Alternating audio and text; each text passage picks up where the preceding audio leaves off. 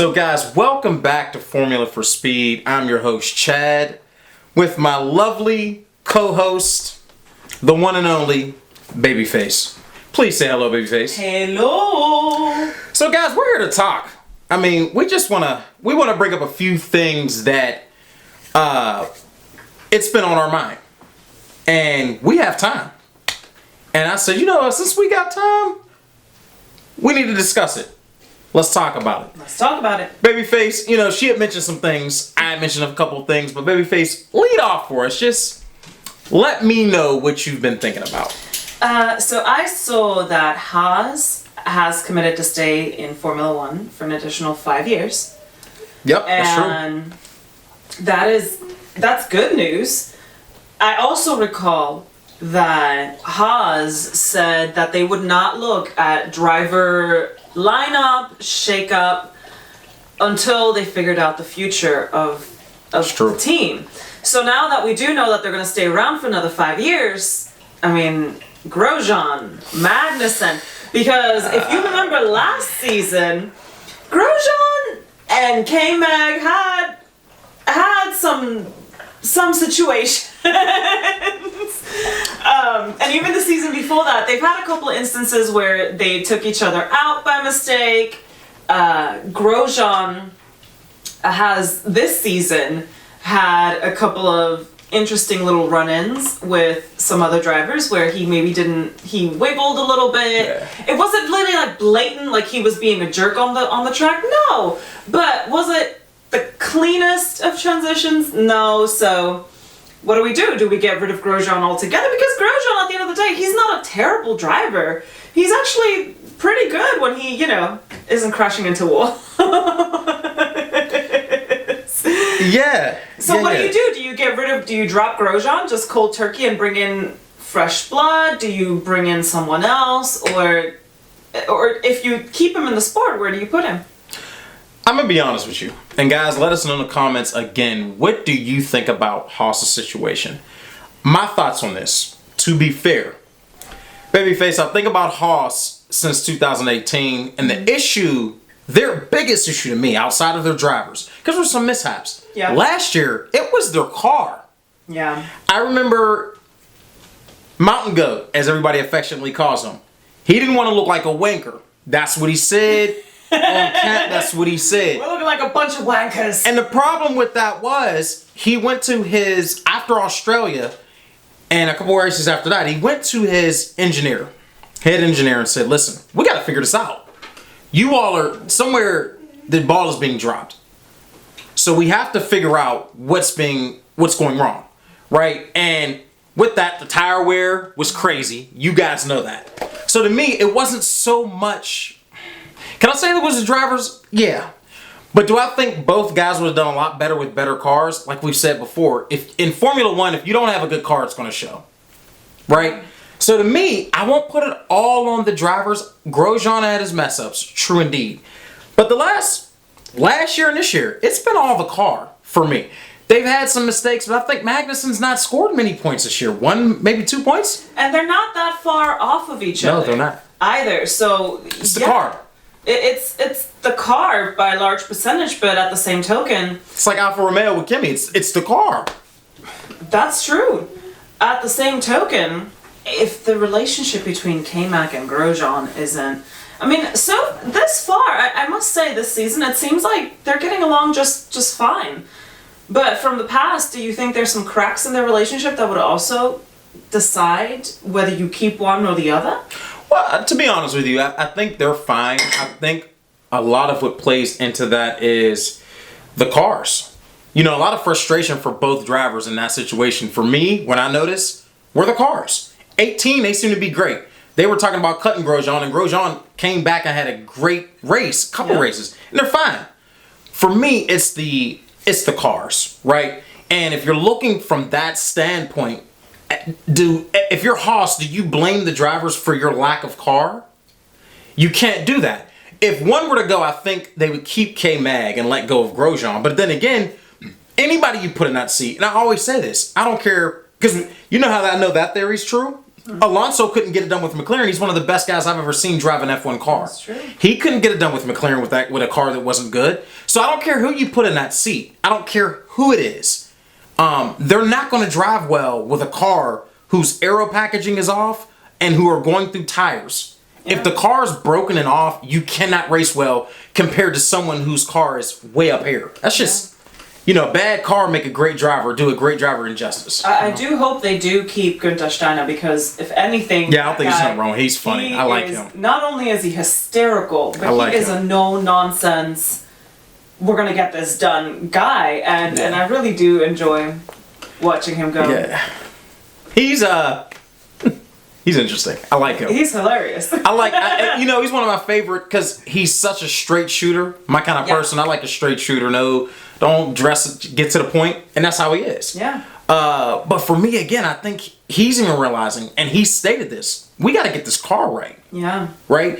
Even look at poor George Russell at Williams. It's the same kind of thing. He's a great driver, but you see the car starting to make a little bit of improvements. He's starting to look better. Yeah. So F1 is one of those sports, guys. If you don't have a great car to go along with a great driver, you're not going to see results. Yeah, definitely. So to answer your question, guys, and let us know in the comments, what do you think about the driver dynamic? What do you all think? Who should they keep? Should they keep both or let one go? And which one should that be? Do you think Haas gets it together? Let us know, guys. Do they get it together, babyface, next year with the cars? Because all the rules change in 2022. So you're going to see a lot more competitive, so they say, competitive racing. Yeah. Unlike ever before. No. So do you let them race? Considering that next year the new rules are coming in, I really 2022. 2021 is one more year. Oh, yeah, you're right. I would really hope they keep both drivers on to see how they do with the new rules. To give them a fair shot. Good. At being able to be competitive. Because they're pretty good drivers, both of them. It's not like they're catastrophic drivers, like we don't understand how they got a seat. No, they're pretty solid drivers. Yeah. So I really would like to see both of them be given a fair shot and a fair chance. But you just mentioned something else that we were going to talk about. Alonso couldn't get it done at McLaren because McLaren wasn't doing so well. Alonso's coming back. Alonso's coming back to Renault. And what did Cyril tell him? My question is that a good idea or a bad idea? Someone left us a comment saying it's a great thing because Alonso has no tolerance for a crappy car, which is what he was constantly going on about while he was on the team radio with McLaren. And he was like, I think that was one of the famous lines was, I've never driven such a slow car in my entire career over the team radio. Yeah, he has no tolerance for a car that's not fast. But are we just all going to ignore that McLaren started doing better when Alonso left? And how much of that had to do with Alonso? Because obviously, the team and the car is more than just one individual. But it was rumored that Alonso had a lot of input into what went on with the car, the setup, what was going on, and so with him coming back to Renault and Renault bringing on Danny Rick, we don't know what Cyril told Danny Rick. That is something I'm still trying to figure out to this day, because Danny Rick is an excellent driver and he just cannot get that Renault up into a podium. He just can't do it. This season, 2020, we've seen him get a bit closer, like 5th position here. He's running 4th, or I think 5th is what I recall most recently. And it's closer than what we saw last season. But what did you tell Danny Rick that made him pick Renault over McLaren? And clearly Danny Rick is like, I'm done, I'm going to McLaren. So now in comes Alonso. I'm a bit worried about that situation. What do you think? I'm gonna be honest with you, because he was with my McLaren boys, and my thing is this: it's been rumored before that Alonso's not the best teammate. Now, though Lewis Hamilton and him had their issues when he first got there, Lewis Hamilton's never said anything ill about Alonso. But I remember Nelson Piquet mentioning that, if you talk to guys in the paddock, they call him kind of a difficult guy to work with on a team. Now, to take it even deeper, I feel like Stoffel Van Dorn was a victim of maybe Alonso having so much say-so in how the McLaren car was developed and how it was set up. Kind of like what's happening with Vettel and Leclerc, right? I feel like Stoffel kind of took a back seat and everything was kind of, what do you want? Well, you're going to run what he runs, right? And I've read some comments in the past, like, if Stoffel Van Dorn got jerked, because that is not the guy you want to come in and start racing with. The only one that came in their rookie season and did well was Hamilton. Outside of that, you don't want to be a new driver starting off racing with Alonso, because you're really probably not going to get hurt. And that was what I was reading. That was doing some research, listening to older drivers speak. They're not speaking ill will of his ability, but what they're saying is, when you have to work with him, it's not the best working dynamic. It's not the best relationship. And when I think about that, I'm like, well, you have to take that in consideration. Because notice, after he left, McLaren just wow. Yeah, McLaren has been doing fantastic. They've been doing fantastic. And now that he's going to Renault, to where he won his first 2 championships, right? Now he's going back to Renault. I'm really wondering how. Now, Esteban Ocon's a good driver. He's not new. So I think he'll have enough wherewithal to say, you know what? Here's what I'm used to. Here's what I like running. You've not been in F1 for a couple years. Dude, I'm going to do what I do. I'm actually a French driver on a French team. You have heritage. You have history here. But I want to have a chance to do what I'm going to do. You do what you're going to do. I'm still wondering, as we've talked before, what Cyril has promised these guys. Because McLaren, not McLaren, but Renault right now, I'm not saying top 3 next year. Now, maybe when the new rules come, they'll have a shot. But next year, no. Because I don't see them. They'll be competitive hope to be competitive with my guys. But right now, Racing Point, if they continue the way they are, and they're not going to get like a heavy penalty, and they're like, hey guys, different car, they're going to be great next year. So Alonso, I think he's going to, a realistic expectation, I was reading one of the comments, and it stated, he's going to be expected to come in and win. Win a chip? Win what? In that car? Not, absolutely not. Cyril has not come through, I think, on a couple of things that he hoped for, maybe promised, because that's why Red Bull gave up the relationship, or terminated the relationship, because of the engine, right? So far, he stated they have some things coming. I'm not sure what that is.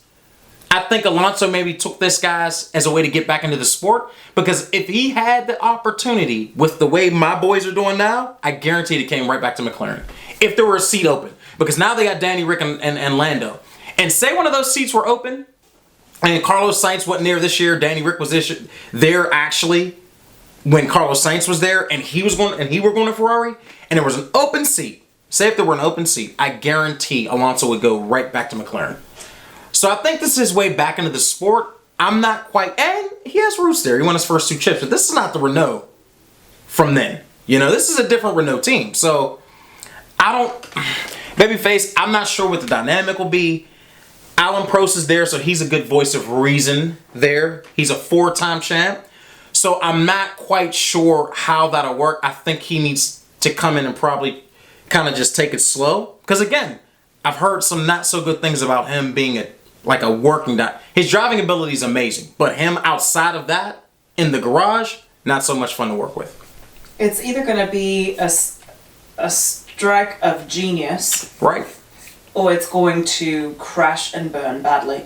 Because, again, Alonso, one of the best I've seen. He will blast you on team radio. Well, he's done it before. He doesn't care where he is. He will let you know what he is thinking or what he's not liking. Yeah. And Renault has not produced a car that's competitive. Their engine, up until recently, was still dying and failing. Yeah. Not just for their cars, but for McLaren's cars. Red Bull as well. Yes. That's why they gave him up, yeah. And at the same time, you and I have kind of joked about it on the side before, but McLaren was doing better with the Renault engine than Renault was doing with their own engine. So, I think Williams is going to. I think they're going to Renault engines too, either next year or 2022. I have to check back into that. And guys, in the comments, correct me if I'm wrong. on that note,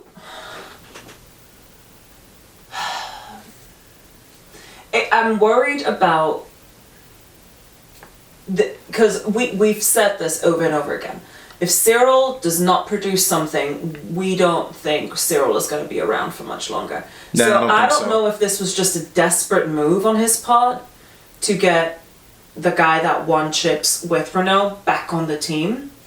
But if he does not give Alonso a competitive car, he is about to be embarrassed over the team radio. Because, you know, Alonso will let you have it. He doesn't care.